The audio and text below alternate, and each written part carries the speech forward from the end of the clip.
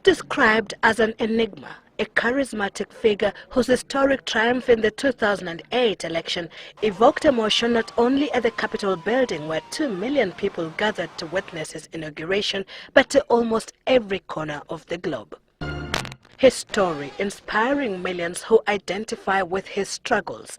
His family stretches across oceans and continents. His life a fusion of various cultures, religions and races. It begins in Honolulu, Hawaii in the US, where he was born. Because let's face it, my presence on this stage is pretty unlikely.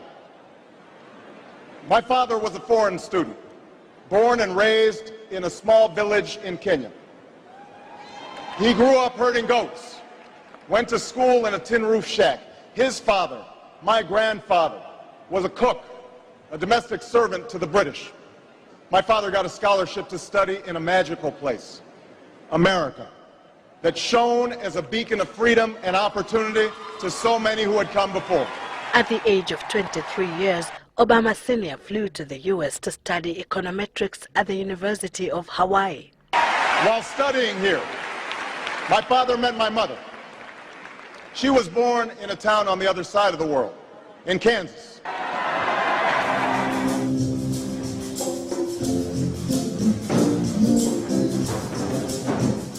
This play at Nairobi's National Theatre reconstructing Obama's life through his own account in the book Dreams from My Father. A beauty consuming my soul, that she was sweeter than sauce. She was the only omega in my soul. My parents shared not only an improbable love, they shared an abiding faith in the possibilities of this nation. They would give me an African name, Barack, or Blessed, believing that in a tolerant America, your name is no barrier to success. His parents would, however, separate 2 years later. Obama Sr. proceeded to pursue his PhD at Harvard. His mother remarried and relocated to Jakarta, Indonesia, with her husband Lolo Soetoro. His sister Maya Soetoro would be born there. Obama was only 6 then. But his mother feared for Obama's safety and education and sent him back to Hawaii at the age of 10 to live with his grandparents. His father went to visit him there.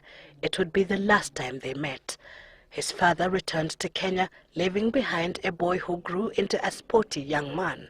I play well in the field. 3-pointers. I go. But a young man who was struggling to come to terms with his identity as a black man raised by whites in the absence of his African father. 10 years later, when he was 21 years old, a call from a lady who introduced herself as Aunt Jane came through from Nairobi, informing Obama of the tragic road accident his father had succumbed to. No. Not my father. Years later, he visited relatives in Kenya and made an emotional visit to the graves of his father and grandfather. In 1988, Obama joined the Harvard Law School, where he made history. He became the very ever first black president in the Harvard Law Review. The nobody did not talk around watching TV. He reads and reads. He chose volumes and volumes of books. He discovered the papyrus ring. He built the Egyptian pyramid. He was the first Egyptian pharaoh. He is sharp and hardworking and passes his exams with flying colors. You didn't finish? What's with the mask? Welcome to Gilchrist Experience. Few technical difficulties, but you saw Barack Obama. Well, we're live from Manhattan Neighborhood Network, you know, and you didn't see the complete video, but it shows the history of Obama. And it was made by Kenya, a reporter, and so it showed the viewpoint of his father. I wish we had continued to see the rest of it, but few technical difficulties, and we're trying to get Dr. Jeffries on Skype, so there's some confusion here. I think we heard a little bit of democracy now. So, but we're here live from Manhattan Neighborhood Network, and I have with me my brothers, Brother Leroy and Brother Graham. Now, what do you think? Did you see most of it? You know the story of Barack. I'm just bringing back somebody that we didn't appreciate. Just rubbing it in our face. We didn't take advantage of this man when he was in office for the 8 years. And that we've got this, we're being taught a lesson, being whipped upside our heads with this fool in the White House. What do you think, Leroy? Any regrets? Oh, I cry every night. I'm so wasted. Look, the fact is that the guy that's in the White House now is a reflection, not on us as a people, but on the ones who've been running this show. If that's the best they can do, a casino owner, all right? The greatest people in the world, but it's not government, but at the same time, it's what it is. So if they can't produce politicians who come across to their people as sincere, who want to bring about programs that will affect everyone equally, but everyone that we've seen in the White House have been involved in the shifting of monies from the middle class and the lower income people to the higher income people. It has been consistent. So all they do is change the faces in front of us, but the game remains the same. We have to be about. What about Obama? Wasn't he a good president? He did what he could do. And those things he could have done that he didn't do, that's another conversation, because I have to put stuff on the table. And, you know, look, the greatest president, the greatest brother president we ever had, all right? But he doesn't go into our communities. He hasn't gone into the Chicago community. He hasn't into the ghettos, into the South Chicagos. He has not been there, all right? Obama? Who are we talking Since he got out of office. Oh. Since he got out of office. In other words, I see him no different than the local politicians that we have. They leave a legacy in name, but, you know, the substance, I don't know. I'm not going to claim anything against the brother or for him, for that matter. What I know is what we're left with right now, and that is the vacuum of black leadership. I'm talking about honest black, unbought black leadership. Guys who are in there for one term maybe, because they know that based on what programs they bring, they're not going to be popular with the so-called power elite. I'm saying this from a philosophical standpoint. All right, we have Harlem, last point. At one point in time, in Harlem, District 5, the Education District 5, we had a black borough president, a black senator, a black assembly person, a black congressman, and that district remained dumb to the max. No monies. I mean, you got to leave some kind of legacy that people say, yeah, he sure did do this, or she sure did do that. I don't see that. I see people with jobs moving from one category to another. I don't. Well, in see the era of Trump, I mean, everything's in chaos. It's like, you know, the planned genocide of the 80s when Reagan was in, and they planted crack into the community so we could fight amongst ourselves for the money. It's the same difference. I mean, how do you expect us to, when we had somebody in there that could, if we had come up with the proper proposals to really help us the 8 years that Obama was in there, but see, everybody laid back and let them take over in 2010. Now, have we learned our lesson since 2010 when the Republicans took over the Senate and McConnell has ruled as a dictator since then? And look at all the damage he's done over the last 10 years. That's correct. Right. Now, all this came about in 2016 because of the Hillary hating. Now, you two are prime suspects on the Hillary hating. Against Hillary and her My drug Hillary dealing haters. husband. As a Hillary hater, what do you think of the result of Hillary hating? Pick from the trash can. All right, you saw that I insurance. thought I'd start off something. They had that insurance commercial with the Doc, raccoons. we got you on? The raccoons with the garbage Dr. truck. Jeffries is here. I don't do that. Were you a Hillary hater? Were you a Hillary hater? We have no volume. Look, I'm a person who understands systems analysis. Okay. And if you do have a systems analysis, you will wind up having a paralysis of analysis. And the type of discussions we're having now reflects that. Obama could not change the world. He was lucky to get in the system. Right. And if you don't have a systems analysis and understand it, luckily, he gave us the possibility of a black man and a black woman with black children to find a special space to do something. But that's not a system to deliver. You deliver economically, politically, and culturally when you have a system. And if we fail to understand that, so take it off of Obama, take it off of Michelle, take it off of the children. They did the best they could. And now he's trying to put a presidential center, a library in Chicago.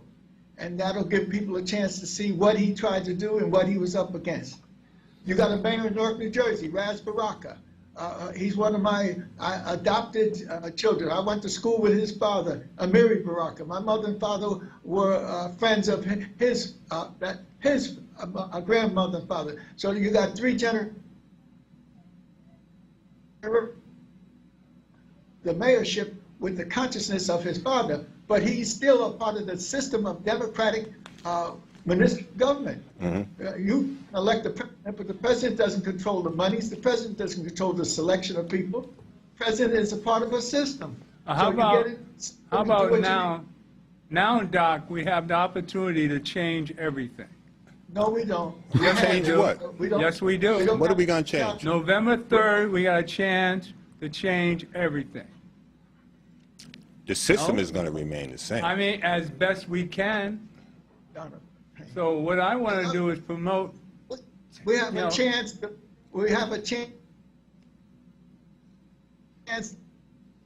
So the whole thing doesn't collapse on us and everybody else. That's right. And then we need to sit down and figure out what the hell do we do with our position in this structure, and how do we put a system that can service our people. Well, that's People- why I'm looking Go ahead. to you for the system analysis of what we do from here. Never mind the past. We'll put everything on hold in the past and see what we can do now. So with Well- you, with the system analysis, what we should be doing as Africans with American citizenship, is that what it is? So what is our system analysis for going forward? Having learned our mistakes. We haven't. Well, that's the point, that our minds are so into individualism. I Oh. understand that P. Diddy and some others are talking about setting up a party, a political party. It's going to be a political party of Negroes, it's going to be a political party of African peoples. And that's the whole problem. Because if you're going to make it Negroes, then you're going to be, this one's from the south side of Chicago, Right. and this one's from Tribal warfare. Baker and Queens. That's right. So we need to have a system which has us all coming into it and working it out and having a relationship with other systems. Because the Jews have their system and the Arabs have their system. Everybody's got a system. That's right, except us. Except us. We're too divided now. Well, what's We're- your we're- analysis of how getting it together again? We are trained to be individuals. We're not trained to understand working together. We're not trained to share money together. We're not trained to raise our youth together. Where's the hope, Obama buddy? has a great. But let's change that. That's what I'm talking about. Okay, let's change that. All right, let's change that. So now all of us are going to go out and vote, right? No, I'm not going to vote. I'm going to try to get about 1,000 votes, 10,000. Okay, all right. Cheat. I'm going to do All right. something terrible. Let's not, we got 2 weeks to go. Yes. For one, we got to get this ass out of the White House. I mean, this man is about to start a civil war. You can see that. He's working on it. That's I true. mean, we've got to, he's drawn all the demons out of the closet. There's no hiding racism or where you're coming from. It's showing us exactly what this country is made up of, and I'm shocked that there are so many stupid people to really believe in Trump. But all you have to do is watch Hannity a couple of nights a week, and you can see how the lies, the demonic force that's there. There's no God in this presentation that they give. Nothing but deception. All right? And that's all Trump has been. And he thinks of himself as God. Hannity is his right-hand man in That's the white right. God thing. And other white folks are looking to get a place in the white system. But you can't have a nation called survive. the United States and it's going to be just a white system. It will be destroyed. There's too many Latinos, too many Asians, too many black people that are part of the mix. So we're going to have to find out how can you get a system that can work for people who come from the AAA, Africans, Asians, and Latin Americans. And so, But aren't we the spiritual people of the planet? Aren't we the spiritual people of the planet? Isn't it up to us to bring up, like Michelle Obama says, they go low, we go high. So we go to the spirit, the God consciousness that's in all humans. If your people don't have a God consciousness, you're not going to a God conscious state. Right. But that's what we want to change. All of the colloquialisms and all of the little, slogans don't add up to anything. All right? Our people, as Doc said, our people suffer from a lack of self-worth. All right? yes. In business, we talk about a brand. I only buy brand clothes. Where does the term brand come from? You brand cattle. You brand sheep. You burn your mark in the animal that you own. And that's where our people are thinking. They need to have a brand on them other than their own name. That's one thing. No self-worth. They find value and worth through somebody else, from someone who doesn't look like them, think about them, or even care about them. But that's what we got to change. Yeah. But if people don't think and can't think, they're not going to make it.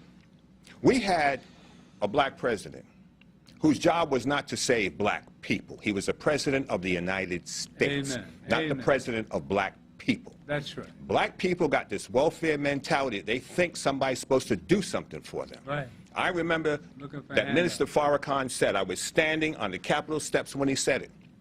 Don't talk about what the white man is doing. What are you doing? That's right. Okay? Don't Okay. complain about what white people are doing. That's right. What are you doing to better your situation? It's not their job to make your situation better for you. It is your job. People didn't vote. They thought, oh, we got a black president, and everybody fell back. In 2010. All right? Now, when Obama went to the Black Caucus, and I've said this repeatedly, that lady in California was offended. He can't talk to us like that. Well, he understood that they were preparing to take voting rights from people. That's right. And it was Barbara Boxer who stood up and spoke before the Negroes spoke. Right. All right? And they still asleep because you see what's going on now. Oh, there's only one place in the county to vote, and people have to travel, an hour to get somewhere to vote. That's because of these stupid black people that are not on their game. So was Obama supposed to rectify that? No. When God gives you something, your job is to appreciate it and protect it. Now, And if you don't do that, then you lose it. Give me a way we can change it. I got this in the mail this past week to vote. Right. All right? Now, the polls open Saturday morning at 10 o'clock in New York. 24th.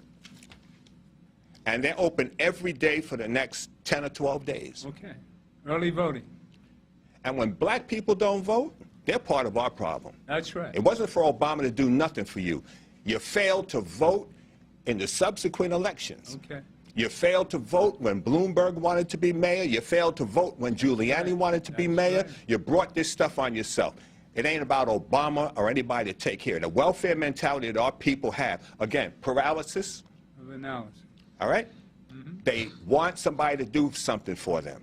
Get up off your black duff and do it for yourself. Okay. Leroy? Well, getting up and doing for yourself, that requires an infusion into the minds of black people as to who we really are. We're the original people. That's right. We should not be beggars.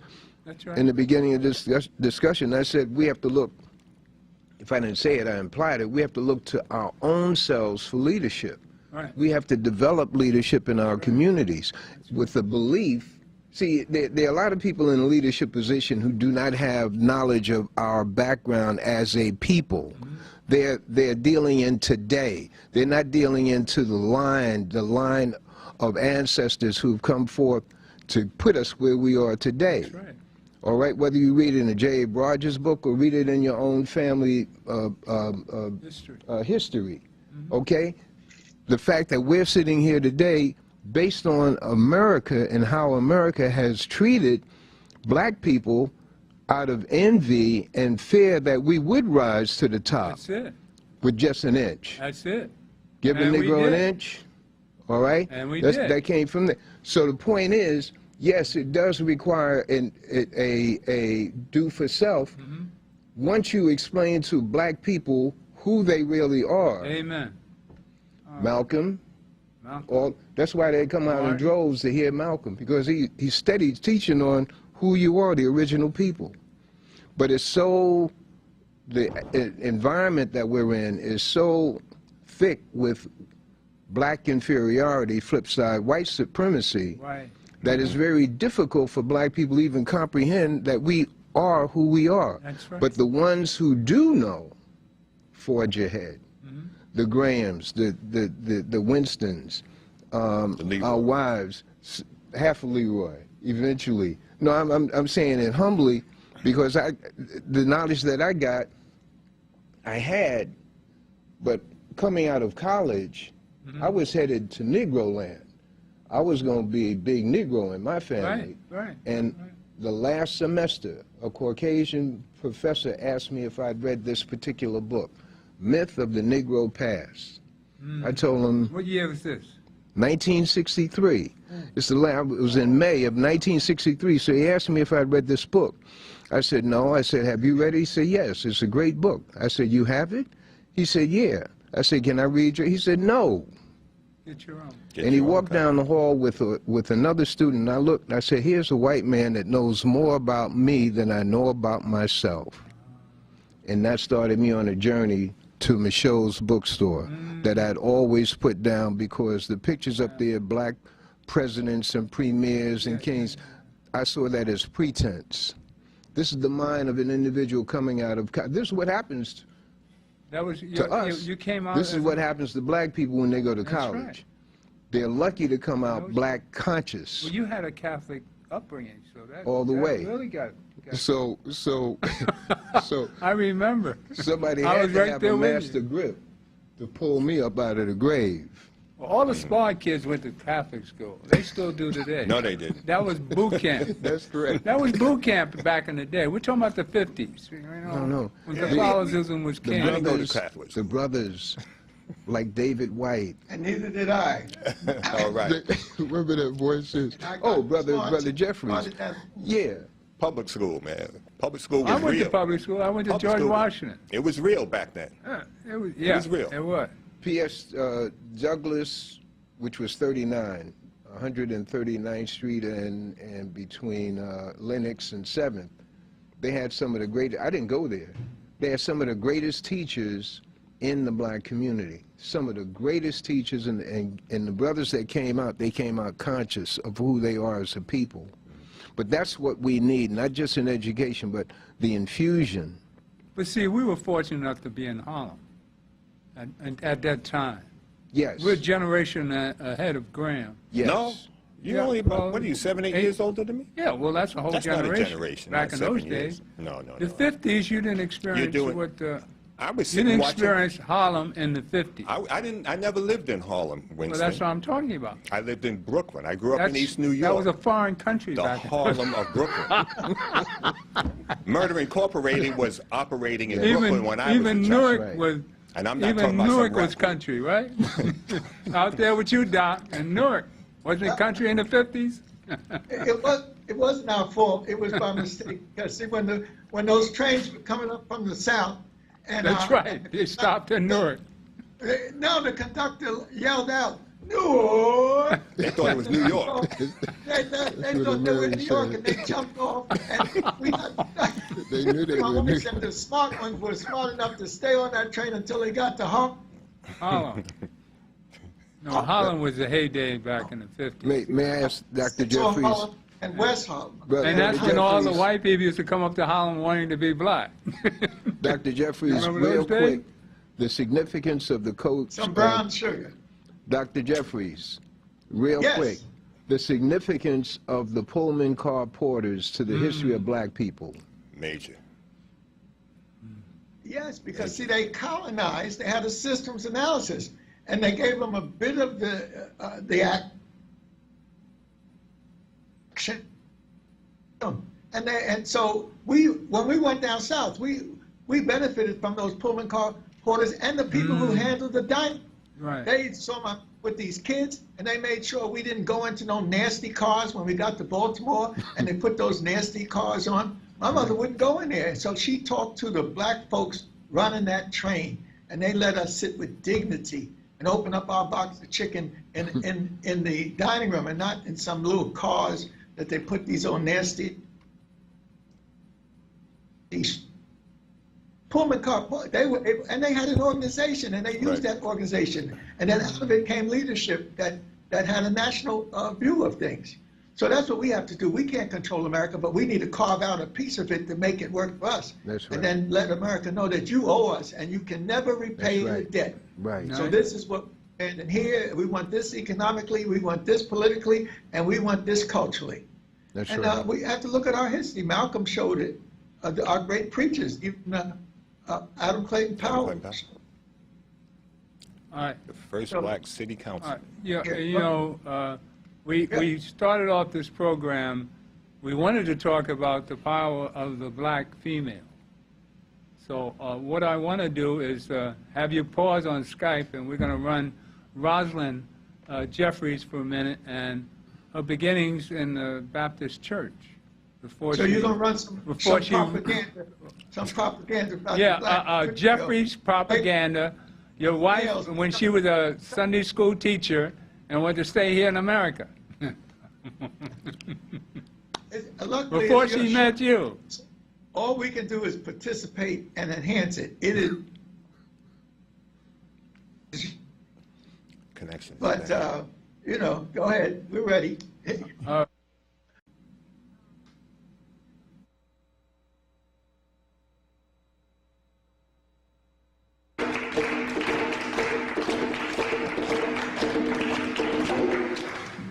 Praise God, what a blessing it is to be here at Convent Avenue Baptist Church. I give honor to Reverend Grant, your minister, and to all of those on the Committee for African American History who invited me here.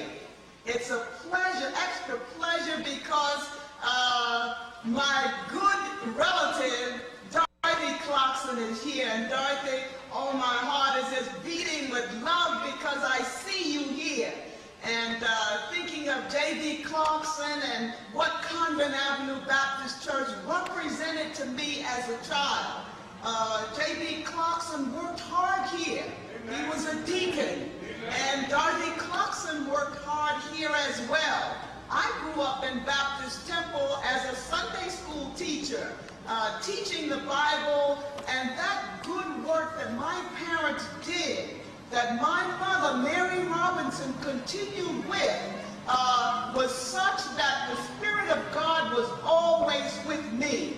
And so that when there was trials and tribulations, what I have to say is that through it all, it was not necessarily the bio that you heard of Yale University and of all of the Metropolitan Museum of Art and the studies and the research that got me over, but it was what my mother and father and what my people represented, who praised the Lord, not just like a bump on the log, but they were active Baptists. You know, the Baptists have the emotional and the feelings that come out and reach out to you. And so on 115th Street where we lived, I was the oldest girl, and so I used to go shopping on Saturday mornings in a supermarket market that was 116th Street in those days and Lenox Avenue.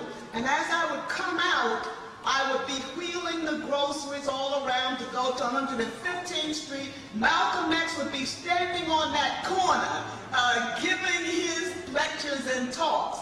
And so that I stood there because he was so magnanimous, and he was drawing you so much with the words. And so I stood there and listened to him. The men would be up close, but a little kid could go around the side with the groceries, stand there half an hour, and then go on down the block. And so I had a lot of the rich culture of Harlem. I remembered Malcolm X, and I remembered the Garveyites. In the building where I lived, it was the Father Divine and Daddy Grace in the same building. Around the corner was the Yoruba people. And so my life was set to maintain the God that I knew. So no matter how many of the many trips I took, I began with Dr. James Robinson of Operation Crossroads Africa, but my heart was always one-track mind for Jesus Christ. And so that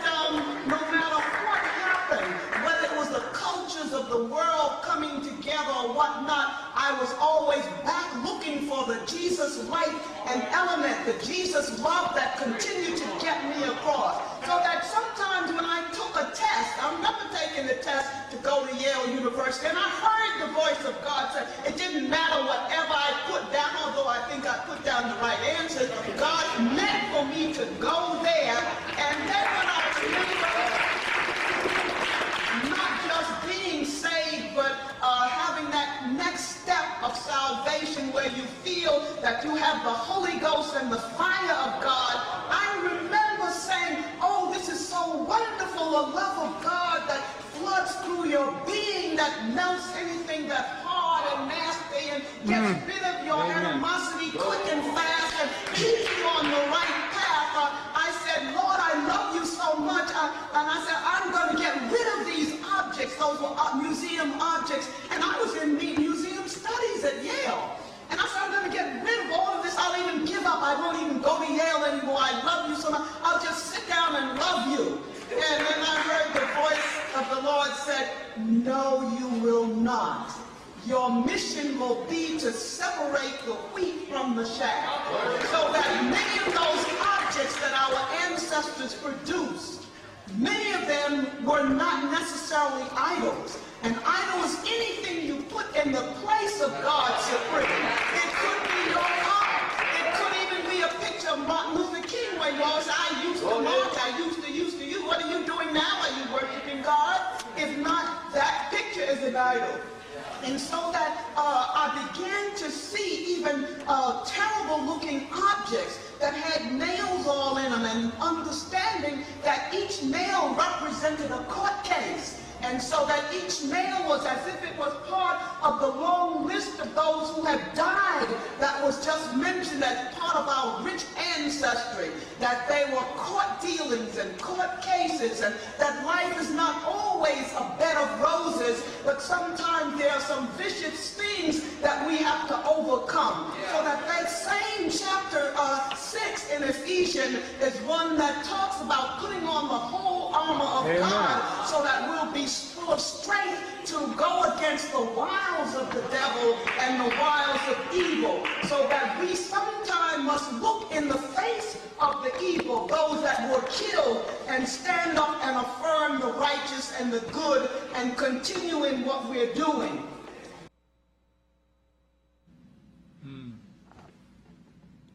Now, Doc is being delayed in a minute or so, but what I want to mention about this church, I started going to this church in 1942. That's my home church, Convent Avenue Baptist Church. My family had a tailor shop across the street from there. So my whole beginnings was right there at Convent. So when I sat there and listened to this woman talk about her upbringing, and I mean, it just uplifted me. I mean, I was flying in there. I mean, and I had gone back to church at 52. And I was baptized in that church at 11. At 11. So this whole experience of being revived and having that Christ-like feeling, and my name means Gilchrist, worker for Christ. So I always led back to this beginning. So sitting there and listening to her, I mean, that was like a God talking. So here I come to find out years later, I meet Professor Jeffries. By this time, have you finished watching that, Doc? Can we get you back? Or do we need to go a few more minutes? You need to really listen to that. She's got something there, Doc. He's still listening to her. And I know you can feel it. You can feel it. Here's a woman that's fantastic. I mean, it was a fantastic experience. And this same church that I was raised in. I was raised in that church, you know. Okay. Reverend Grant. Yes. He taught me humility. Okay. And we were able to use the church for some of our big conferences and other activities. So we continued to serve our community in various ways. Well, you've seen that several times. I sort of bring that on you to show you how her beginnings were in the Baptist church, which most black people know. Right. Right? That's our spirituality. That's where that Christ image. But we have to learn that Christ is not white. He's a black man. And that's another brainwashing to white supremacy. To the table. They bring the women bring a special power to the table, and it complements the male process of leadership. So it's good for you. That's a beautiful a shot of Rosalind, and she still has it. I would not be able to do the things I've done over these last 50, 60 years out that type of spirit. But my mother had that type of spirit. Rosalind's mother had it. She was saying her aunt, Dorothy, who's in the church convent. So we have, our women are the foundation. They put our hands on us from the very beginning when they kick out of the womb. Mm-hmm. And if you have some women, then you have some strong men and strong women growing up under their guidance. And so we have to give thanks, and we have to make sure looking pretty with your somebody else's hair that you're waving, or wearing some $500 shoes and a $5,000 patent leather handbag, that don't make you you. That's material. That's right. Material. But it does not. It's not the spiritual. The spiritual power is what we need. And that's why when you see Obama, you can talk about Obama. But if he didn't have his wife with that spirit coming up from South Carolina in her, he could not have done what he did, even with the limitations that his. Well, she's up next. I got her up next. All right. So this is our future, Doc. So I want to see when we can get Rosalind on Skype and hear what she has to say about all this. Right, but she is now teaching a class as we speak. She taught a class this morning at 8 o'clock. She's now finishing up with another class. So she's still active in the academic arena. But there's another example of these women and their power to encourage and strengthen their men. Gil Noble had a program in which he had the wife of Adam peeing it. And when they were coming after, the hound dogs were coming after Adam Powell, his wife, TV show, let it be known that her mother told her, if you can't say anything decent about your partner, don't say nothing at all, public. And so that was Leontine Price was a perfect example of that. These women with this special power. So, gentlemen, what you think about peace there? Leroy? Of Sister Rosalind. Yeah. She That's the basis of black people. She reminded me of a storyteller that conveys the knowledge of our families and our people. She also reminds me of the potential that's in the mosques, that's in the churches, that's in the lodges, the Eastern Star. We have no lack of leadership potential. And when I see someone like Sister Rosalind, and when I see someone like Barack's wife, Michelle, I see indicators of what we have. There's a film,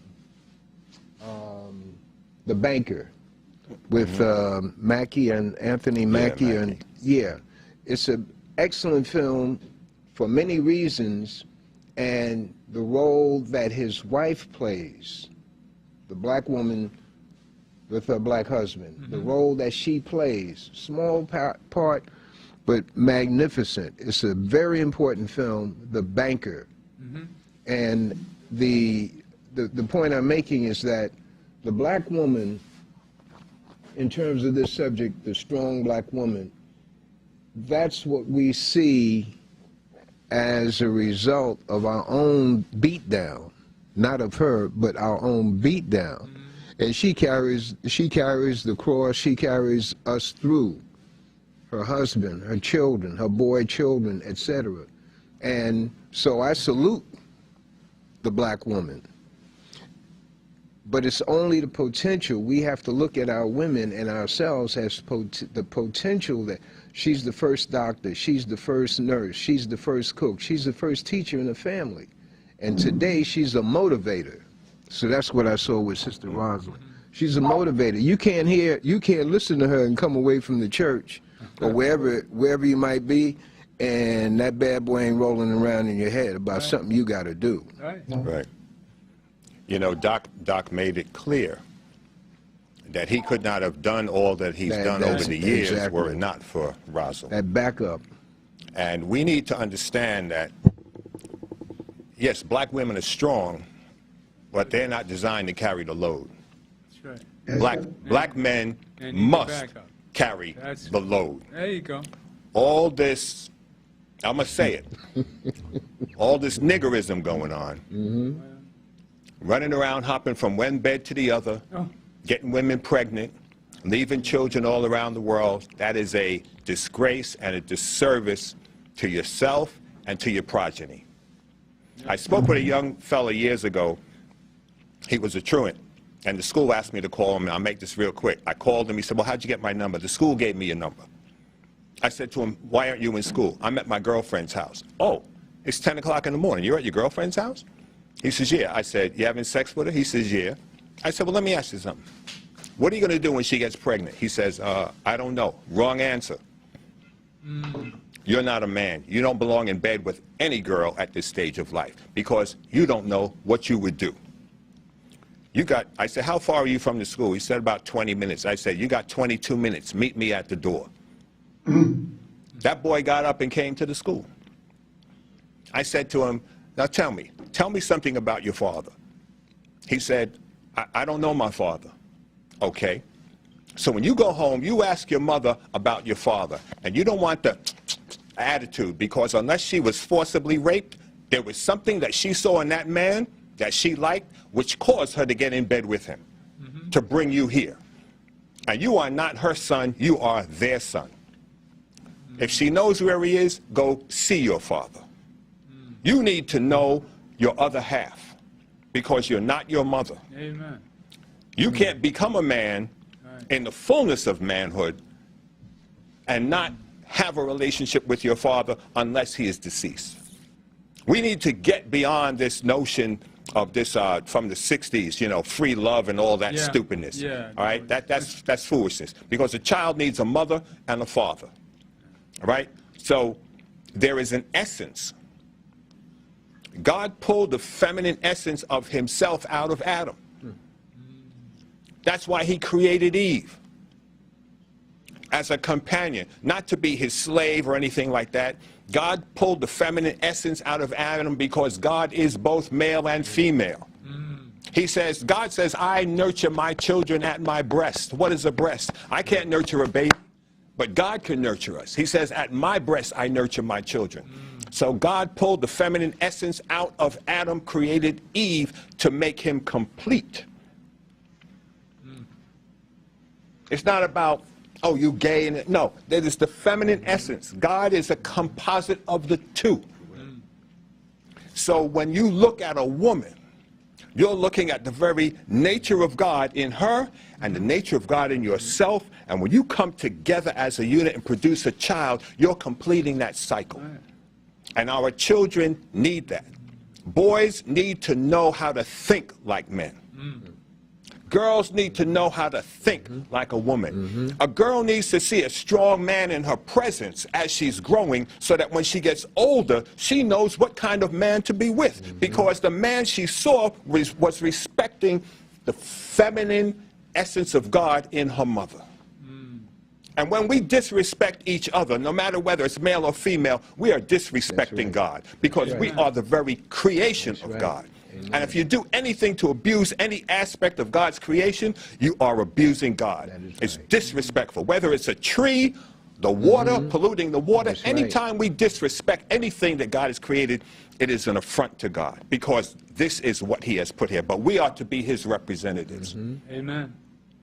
Well, you know, sometimes it takes us a long time to, you know, I fell into those cracks, and I paid dearly for it when I abused what God had given me. That was my first 40 years on the planet, and I suffered, well, I paid my dues for what I'd done against God. And, you know, there's a lot of wounds you leave behind, and I still delve back. I go back, there was things you can't change, but you grow and you learn from it. And to me today, yeah, the female is a human God, as far as I'm concerned. I mean, we come from her womb. And so with that, I think, Doc, going whole again, I'm going to bring him Michelle Obama. All right? That's number 3. I think we need to hear from the lady of the 8 years that we didn't pay attention to our husband properly. Oh, you sure didn't. People stopped voting.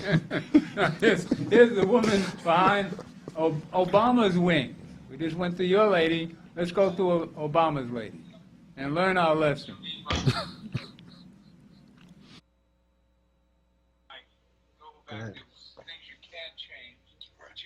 7 months later, he still doesn't have a plan for this virus.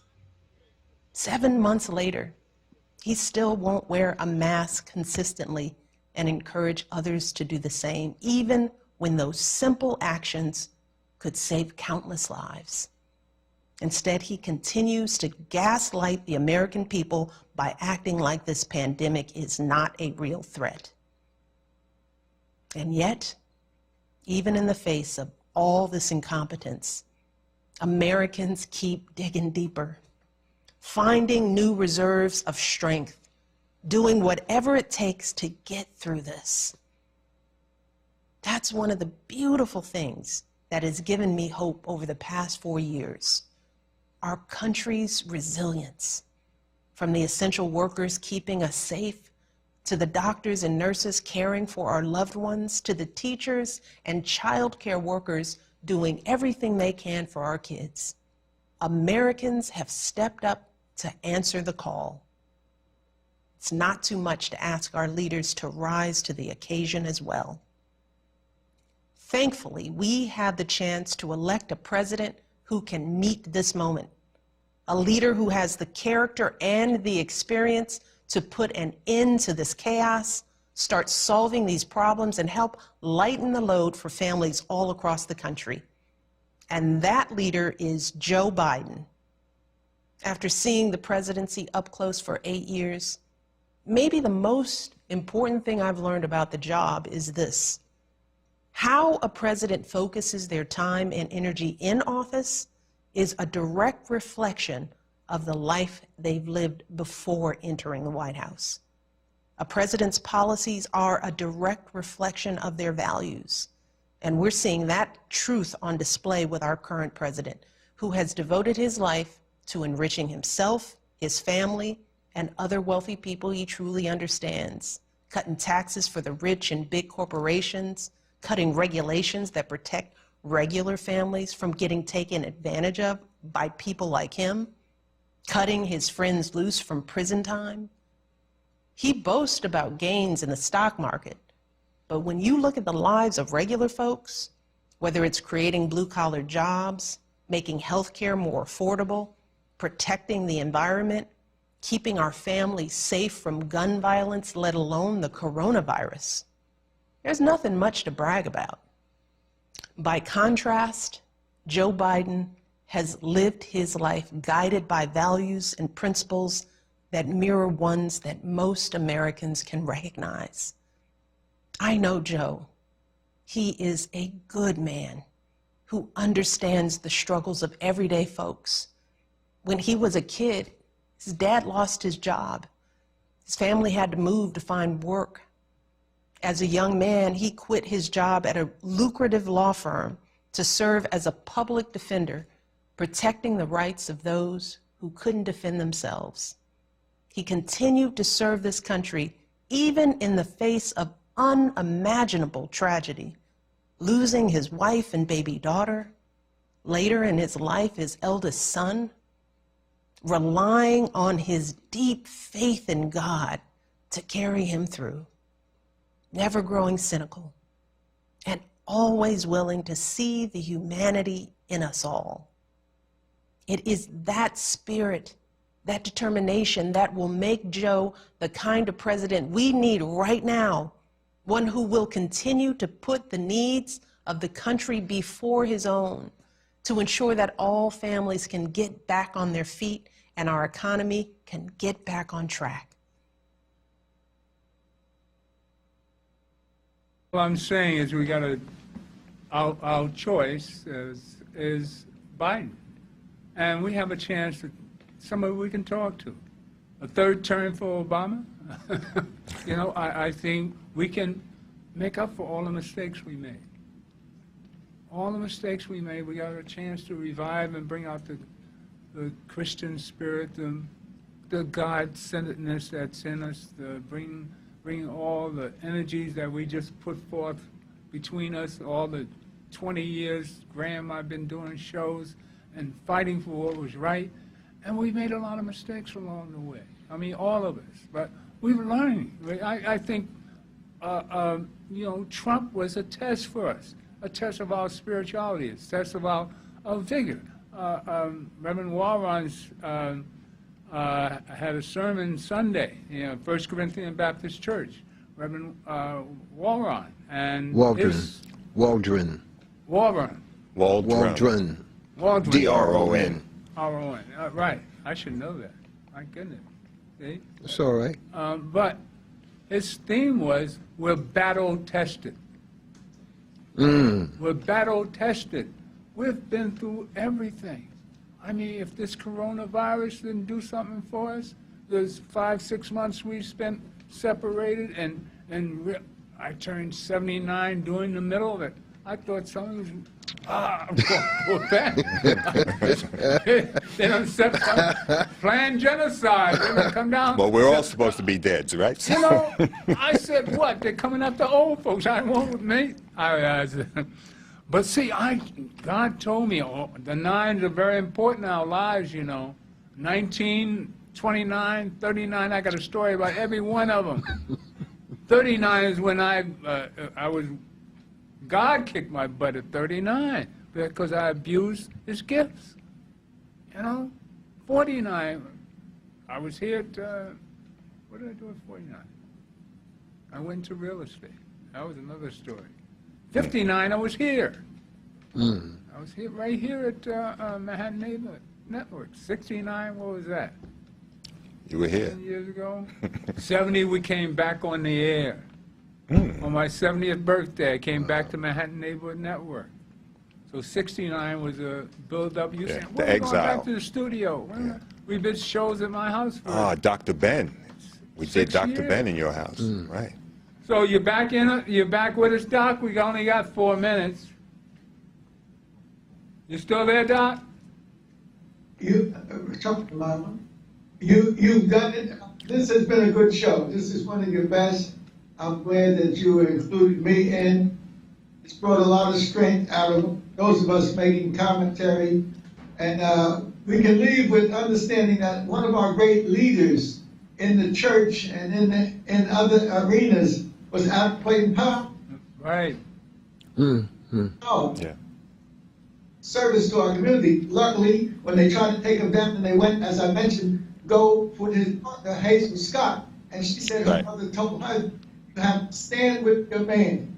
And if you cannot say anything positive about him, don't say anything at all. Right. And so that's what we have to understand. It's about a family affair. Africans have to understand it's not individual, it's a family, and the family works to build community.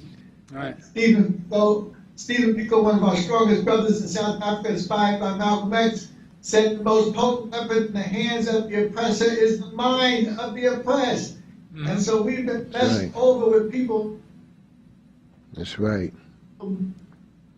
Responsibility is to free our African minds so we can do the work of the Creator.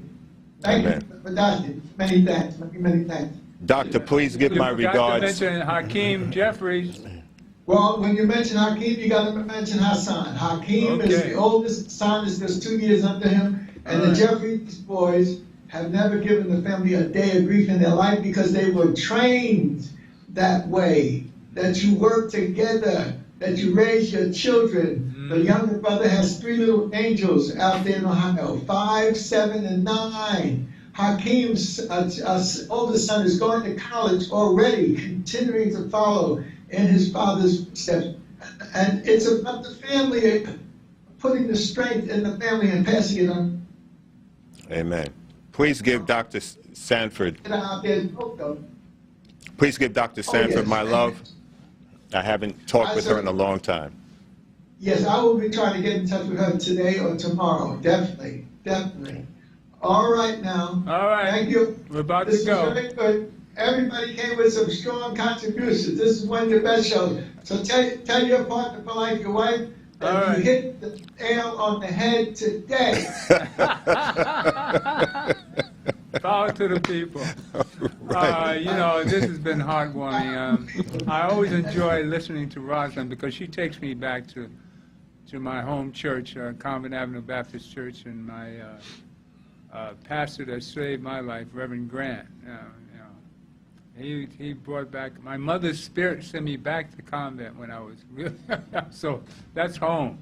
And to you, the God in me loves the God in you. Stay tuned. That's serious stuff there.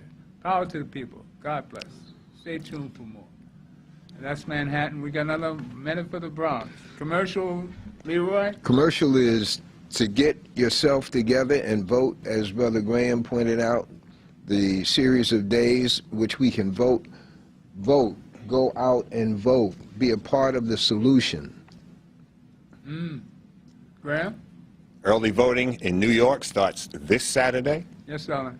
I will be voting on the weekend. The polls are open 7 days a week. There's no excuse for not voting. Okay.